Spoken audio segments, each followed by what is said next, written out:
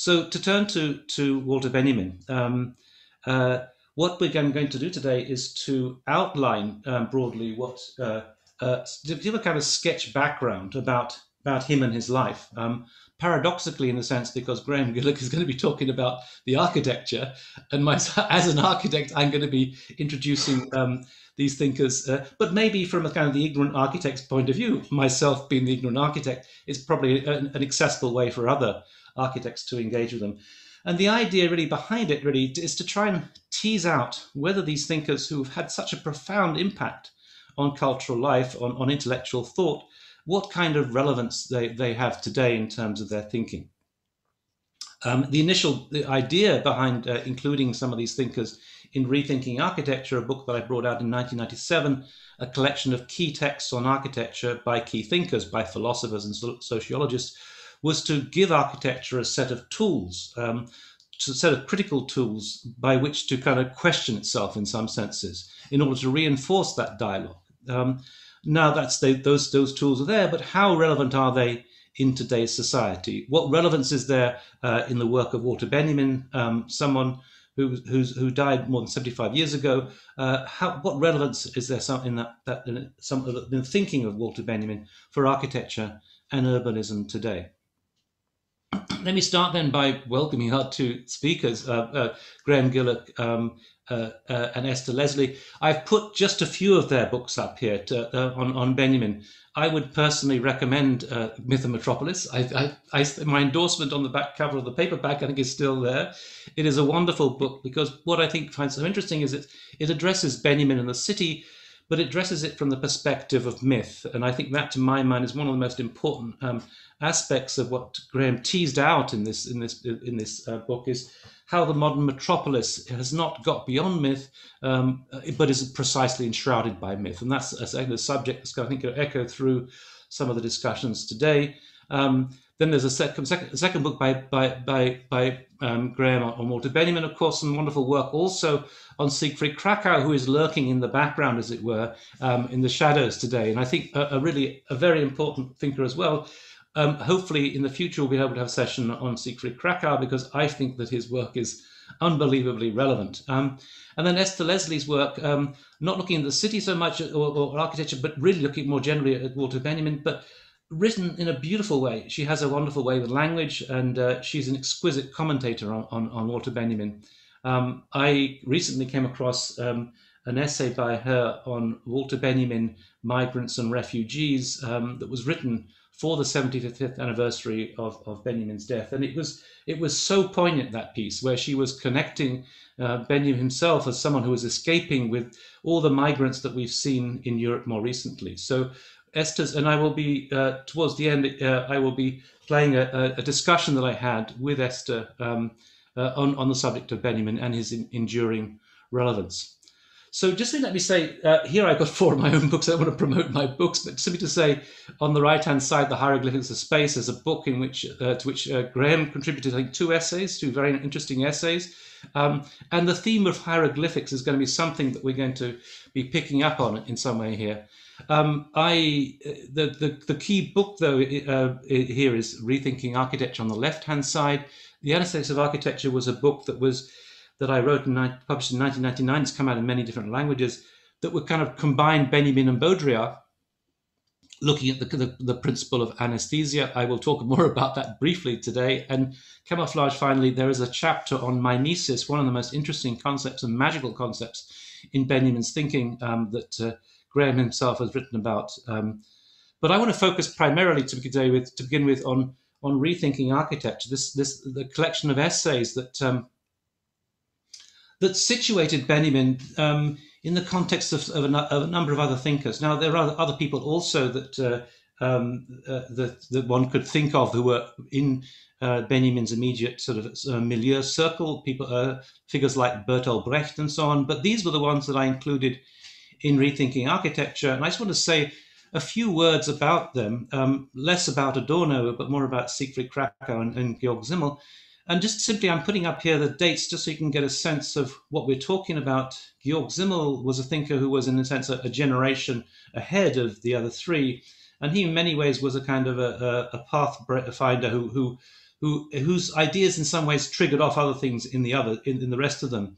So I want to kind of try to contextualize Benjamin's thought in the context of these thinkers and in context of the city itself, the modern metropolis, because if anything, I think Benjamin was a theorist of modernity as urban modernity. So let me start by saying a few words about Georg Simmel, somebody who was in many ways a kind of tragic figure. He was never accepted into academia, partly because he was Jewish, also because of his kind of iconoclastic way of writing, where he was no longer writing in Hochdeutsch, with this kind of very a kind of remote way of thinking, talking about the Renaissance and so on. Instead, he was talking about the city and talking about subjects that maybe others wouldn't have talked about. His book on money, and what I think I like most of all is an essay that he wrote called The Metropolis and Mental Life, which was really a kind of psychological study about the new kind of sensibility that was engendered by the new modernist metropolis, written in 1903, at a time when, frankly, Berlin was not maybe the kind of the bustling, thriving, intense, electric metropolis that it was to be a few years later. They had trams, but they still had horses and carriages and so on. But he spoke about a new sensibility. Simmel spoke about a new sensibility that was engendered by the intensity of life in the city, which compared to the relaxed rhythms in the countryside. And maybe we should look at this painting by George Gross to get more of a sense of that intensity. And Simmel points out that this is a city that is characterized by the shock, where crossing the road can so fray the nerves that the only way to survive in this particular metropolis is by shutting down. He talks about how the creature of this new metropolis is the blasé individual who has learned to resist the bombardment of sensations, the kaleidoscopic visual sensations, the cacophony of the city, by simply shutting down to all those sensations, as otherwise the stimulation or the overstimulation would be too much. So he already has identified, as it were, a kind of new way of operating in this modern metropolis. I want to know, and then of course, famously, and this is a book that was edited by David Frisbie, who Graeme and I know very well. Sadly, he's passed away. David Frisbie, I should say, also has a master's in architecture from the Mackintosh School in Glasgow. I examined him. And also David translated some of the texts for Rethinking Architecture, particularly Bridge and Door. And I think what is so interesting about the philosophy of money is not just simply the fact that he was addressing a topic that was otherwise not seen as deserving of attention, but he manages to kind of to present it as though it is how we operate in the city. The circulation of money, the abstract circulation of money is akin to the kind of disinterested circulation of this blasé individual. It's very much part of the logic of the city itself. And the commodity, as we will see in Benjamin, becomes another crucial aspect of the modernist metropolis. I want to show you a video of starting off with one-way street, which is a very typical Benjaminian sort of image of what from a wonderful movie, The Symphony of the City, that came out in 1927, that gives more of a sense of, let's say, how the metropolis had emerged by the time that Benjamin was kind of really in his prime, into this kind of bustling cosmopolitan city, a city that kind of is technologically advanced. Part of this looks like almost a scene from Metropolis, and then a kind of scene from the cafe. And I see Benjamin as kind of the voice from the cafe in many ways in how he's operating. But this was a very sophisticated metropolis, a very cosmopolitan metropolis, something that maybe we were not aware of. But Berlin really was flourishing in the 1920s and became one of the centers in many ways of many things, of nightlives as well, and also a city of the commodity. And I think this is one of these interesting aspects of how Benjamin understood modernity as something that in some sense was caught up in a kind of messianic fervor.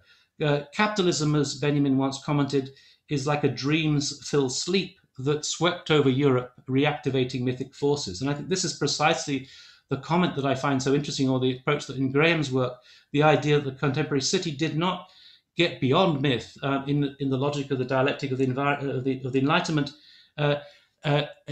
rationality and myth are in some ways linked, and rationality, modernity, brings with it certain mythic traits, and the commodity is itself something that is in many ways fetishized. Benjamin talks about it, how products kind of appear, as it were, in the city, conjured up as if from nowhere. Lobsters from Maine, or champagne from France, and they are there, and they're almost magically positioned there.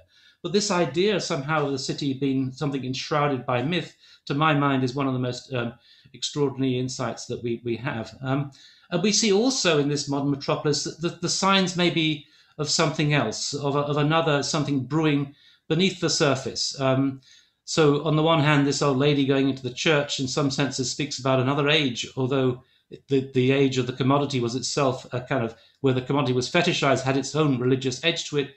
But so too we begin to sort of see the beginnings of another kind of state, which Benjamin and many others were only too aware of. And I think what I find astonishing about the approach of people like Benjamin and ZimmelKrakow is that they were able to see with a certain insight what modernity was all about, with a clarity which I don't think we even can get today. Some of the things that they observed are remarkable in their own kind of right. And to my mind, the message is enduring today as it ever was. So I wanted to say briefly, this is Graeme's territory, so my apologies for treading on your territory, Graeme. But I think what I would want to point out is the Benjamin and Krakow were very close. They worked together in the Frankfurter Zeitung, and they were both due to make it to the States to escape from Europe. Krakow made it, became a very famous film theorist. Adorno made it, Brecht made it, but Benjamin did not. But I think what I find interesting is the way in which they were sort of beginning to sort of find a way of reading and understanding the city, seeing the city as a kind of hieroglyphic text that was there to be deciphered.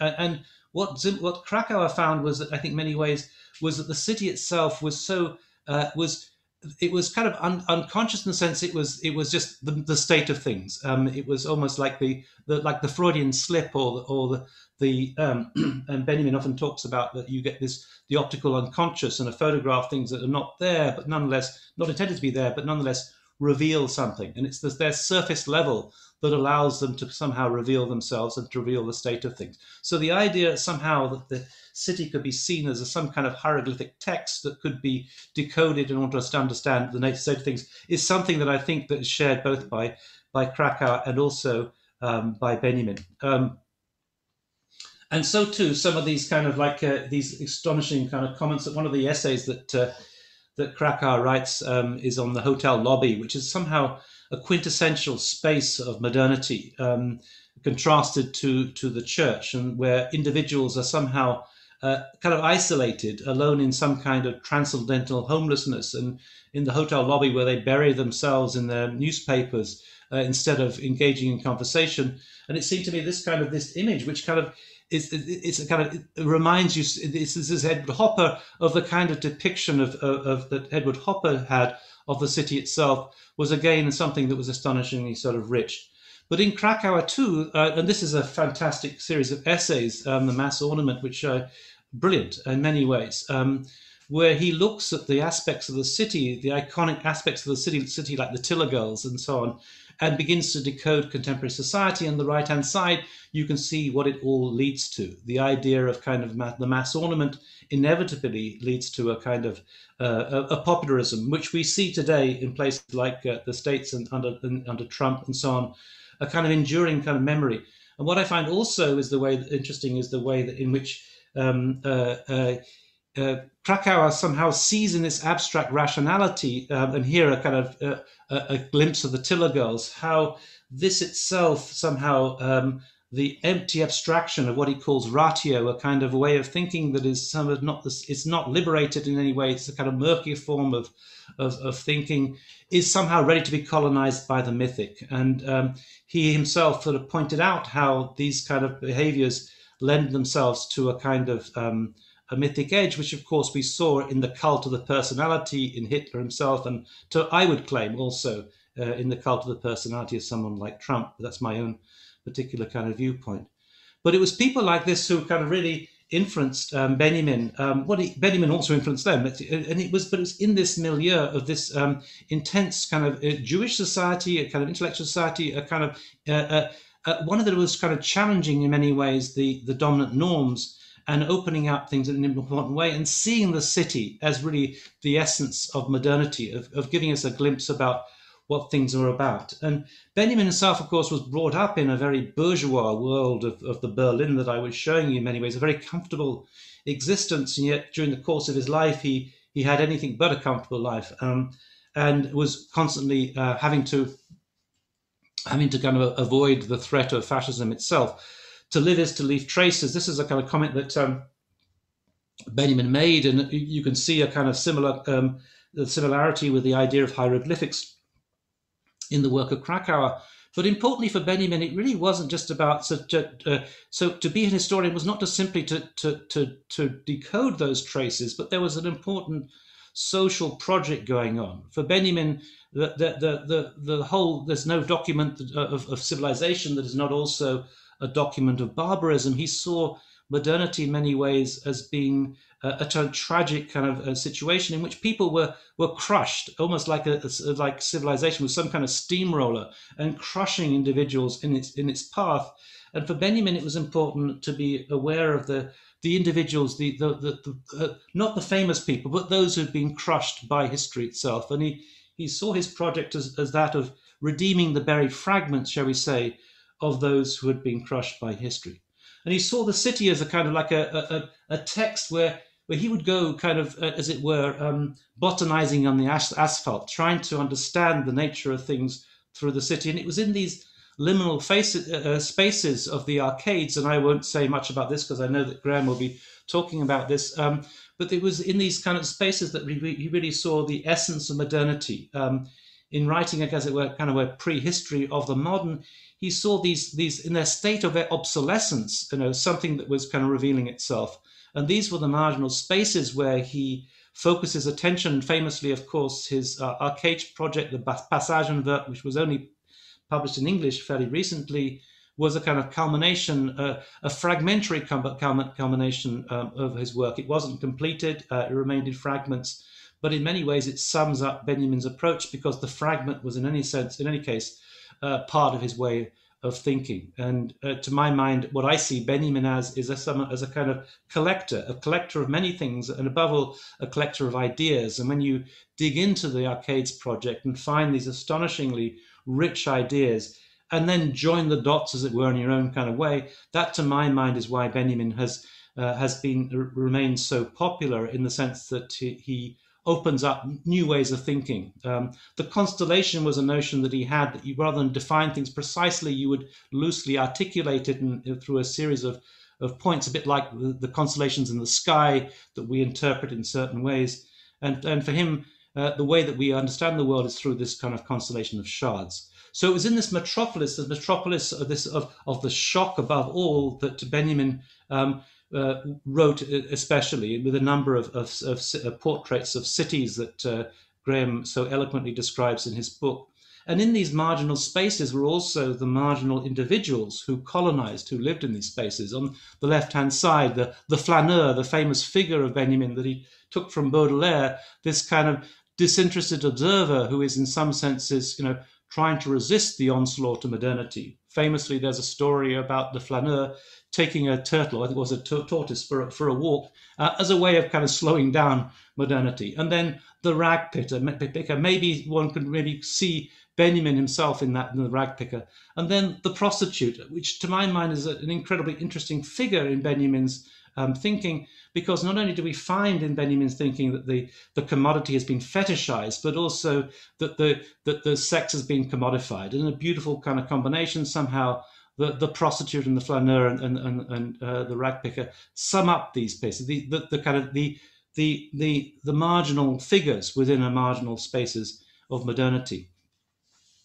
And of course, so too, along with Krakauer, he was there and he picked up on what was going to happen. The tragedy, of course, he didn't act on it himself quickly enough, but he picked up on this. And there's one small kind of comment towards the end of the work of art essay, the work of art in the age of mechanical reproducibility, as the title has been retranslated, where he comments on the possibility on what happens when you aestheticize politics, when you see politics in terms through a kind of aesthetic lens.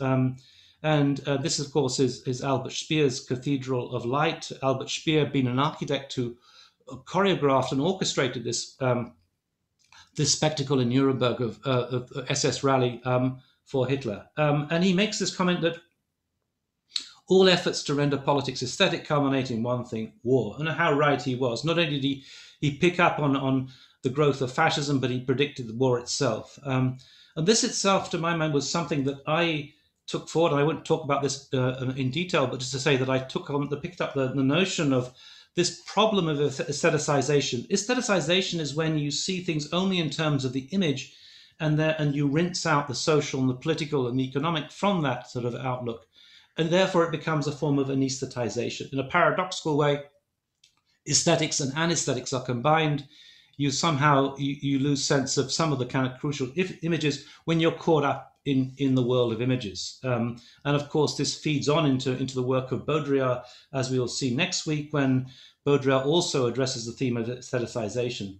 In my book, The Anesthetics of Architecture, there's one image that sums up the whole thing. It's this one. And I normally ask my students to tell me which night of the year this fireworks display comes up with, and they're thinking, is it January the 1st, is it November the 5th, or July the 4th, or the 14th, or whatever. In fact, I think it was the 1st of February. This is the first night of activities in the first Gulf War. What we take to be fireworks are, in fact, the machinery of war. And the principle of aestheticization is that you can look at this image and say, how amazing, isn't this spectacular? And lose sense of the horror that goes on beyond that, behind that. And the point about that in the context of architectural culture is, once you reduce architectural culture to a series of glossy magazines, you somehow also aestheticize things. I also think that in the way that architects handle the question of financial issues, they never address that. If you look at any book on architectural history, you'll find that the only reference to economic concerns is the price of the book on the back cover. So the principle of aestheticization is something I see that is inherent in architectural culture today. But Benjamin escaped all that, went to Paris to where he was working on the Arcades project in the library there. And eventually he realized he had to escape even further. And he had a ticket to the States, and he was just desperately trying to make his way out of France and cross the border into Spain, and where he tragically he met his end. This is Port Bou on the border, on the south, that's just south of the border with France, and this is where Benjamin crossed the border. And the stories of what happened there and what he had with him are all very apocryphal. Did he have a suitcase full of kind of manuscripts of his Arcades project? We don't know.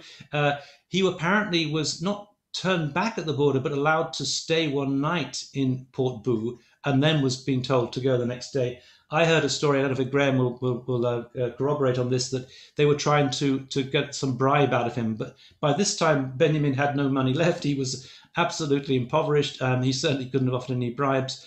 And he stayed in a hotel overnight and then took his own life. His tomb is in Port Bou, and on his tomb, possibly the most famous comment that he made, or a famous quote from him: "There is no document of civilization that is not also a document of barbarism." And in Port Bou itself, there's an amazing installation, a sculpture by Danny Caravan, the Israeli sculptor, that really very powerfully evokes the kind of condition in some ways of Benjamin. This kind of this Corten steel shaft that's got a series of steps that goes down towards the Mediterranean, but somehow is blocked by a sheet of glass on which he inscribed this comment about the need for the social historian to redeem the buried fragments, to tell the stories of those who have been vanquished by history, the marginal people, of which, of course, Benjamin himself, in some senses, was very much part of this. I will just finish with a rather kind of curious incident in Port Bou, and that is to say that Norman Foster, for a while, I don't think it's been built, but he did a proposal for a museum of Walter Benjamin in Port Bou.